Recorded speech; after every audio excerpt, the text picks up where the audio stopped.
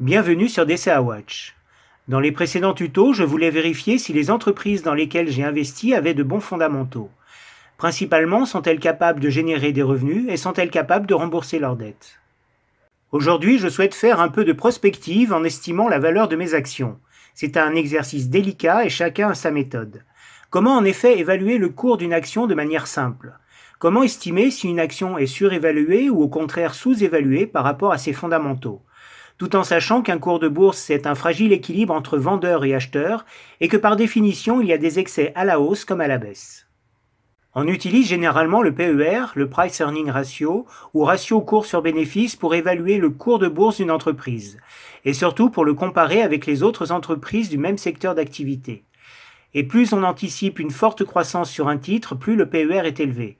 Par exemple, le PER de LVMH est égal actuellement à 25, alors que celui d'Orange est égal à 10.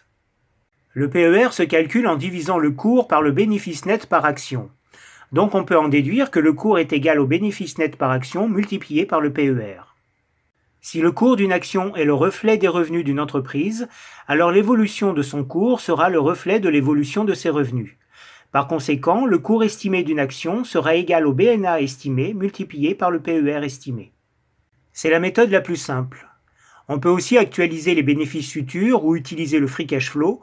On peut également prendre en compte ou non la dette, etc. Bref, chacun a sa méthode.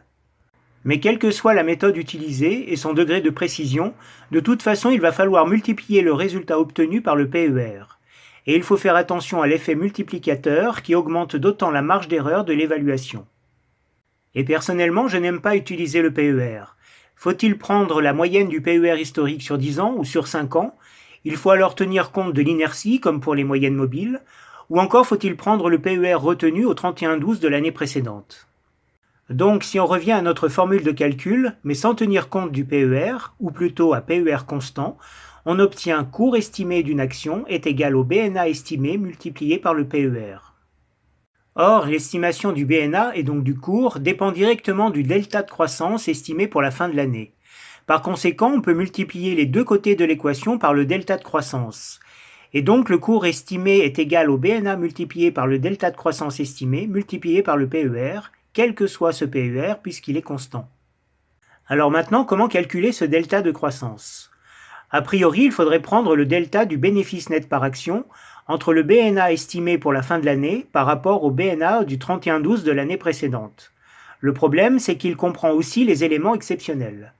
Il faudrait alors prendre l'EBITDA qui reflète l'activité économique de l'entreprise, mais ce n'est pas une donnée qui est toujours disponible. Pour moi, le plus simple est de calculer le delta du chiffre d'affaires. C'est une information très accessible, publiée tous les trimestres par les grandes entreprises. C'est aussi une information brute, sans entre guillemets la tambouille interne de l'entreprise pour générer un bénéfice.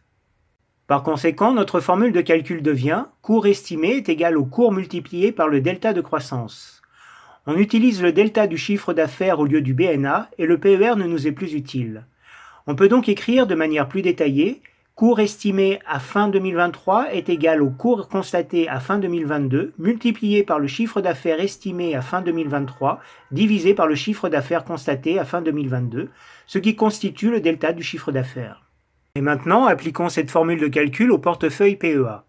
Il suffit de récupérer pour chaque action le dernier cours constaté en 2022 et de lui appliquer le delta de chiffre d'affaires entre 2023 et 2022. On obtient alors le cours estimé pour fin 2023. Le delta du chiffre d'affaires est déjà renseigné pour le portefeuille PEA dans la colonne croissance estimée.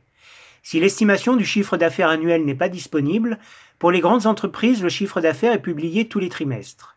Il suffit alors de faire une extrapolation pour estimer le chiffre d'affaires annuel, en multipliant par 4 le premier trimestre, par 2 le premier semestre, et par 4/3 le cumul du troisième trimestre. Prenons par exemple Total. J'affiche l'estimation du cours en tiret bleu. Le cours évolue actuellement dans son range entre 52 et 60 euros. S'il casse son support à la baisse, il peut revenir au niveau des 46-48 euros, ce qui correspond au cours estimé. Pour LVMH, l'estimation du cours se situe dans sa zone support entre 735 et 775 euros. De même pour Sanofi, l'estimation correspond à son support des 94 euros. Et pour Vinci, l'estimation correspond à son support d'un peu plus 100 euros. AXA est en difficulté en ce moment puisqu'il affiche une tendance négative. Mais l'estimation correspond au cours actuel proche d'une zone support à 26 €, niveau sur lequel le titre s'est déjà replié en mars pendant la crise bancaire.